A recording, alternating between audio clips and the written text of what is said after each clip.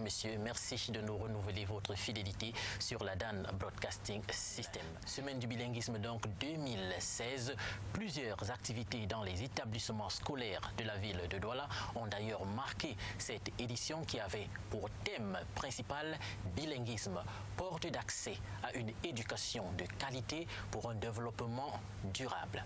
Luc, Serge, Didier Nang et Nono Fouti étaient les témoins de la clôture de cette semaine du bilinguisme dans les établissements scolaires. Reportage.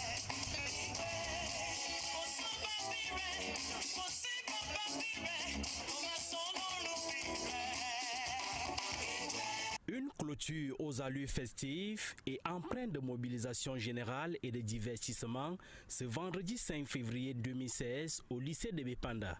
Ici, comme dans tous les autres établissements du Cameroun, les élèves se sont frottés à l'usage des deux langues officielles du Cameroun, que sont l'anglais et le français, semaine du bilinguisme oblige, et qui font dire que le Cameroun et dont le Camerounais est bilingue.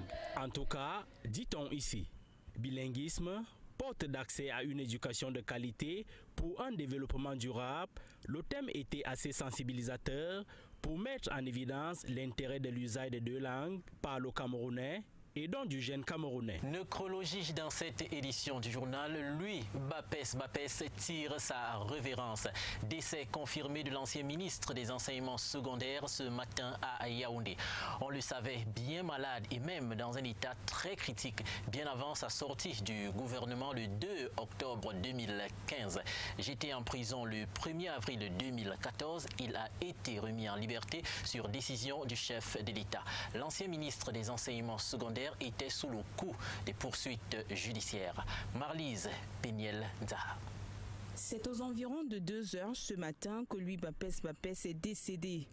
On le savait malade, interné à l'hôpital central de Yaoundé et physiquement très diminué.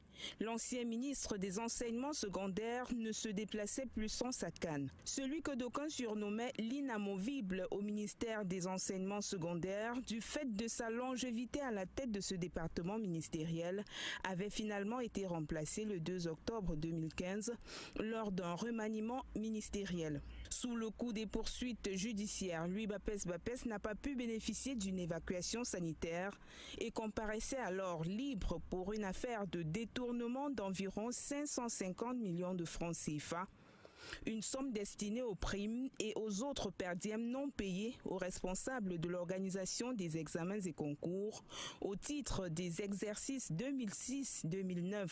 Il n'avait d'ailleurs pas pu se présenter au tribunal criminel spécial le 15 janvier dernier à cause de son état de santé. Originaire de la Sanaga maritime, Louis Bapès tire sa révérence à 73 ans après avoir servi pendant plus de 2 décennies comme directeur général de la Maxi avant d'être nommé en 2002 comme ministre dans le gouvernement. Certaines sources lui reconnaissent également les qualités d'un footballeur talentueux du temps où il jouait au Tonnerre Kalara Club de Yaoundé. Quelles sont les difficultés des PME au Cameroun et surtout, comment solutionner leurs problèmes? La question était au centre d'une réunion d'évaluation à Yaoundé. L'avenir des petites et moyennes entreprises et leur importance était le fil conducteur des travaux. Judith Ndongo est notre bureau à Yaoundé. Qu'est-ce qui freine les activités? Les près de 70 petites et moyennes entreprises locales qui travaillent dans le secteur se sont expliquées devant le ministre de l'Habitat et du Développement urbain au cours d'une réunion d'évaluation tenue en présence des responsables des bureaux d'études techniques. Les difficultés que présentent les PME sont notables. Des problèmes, par exemple, liés aux difficultés de paiement, qui sont des problèmes récurrents, des problèmes liés au traitement des dossiers, des problèmes liés au déplacement des réseaux sur des emprises où nous sommes appelés à intervenir, des problèmes liés aux ressources humaines, des problèmes liés même à la confiance que l'État devrait nous accorder et des problèmes liés aux équipes de projet qui sont mises sur le terrain. Notre objectif principal, c'est de faire en sorte que nous aboutissions au résultat final, c'est-à-dire que si c'est une route, que ce soit une route finie, bien faite, etc.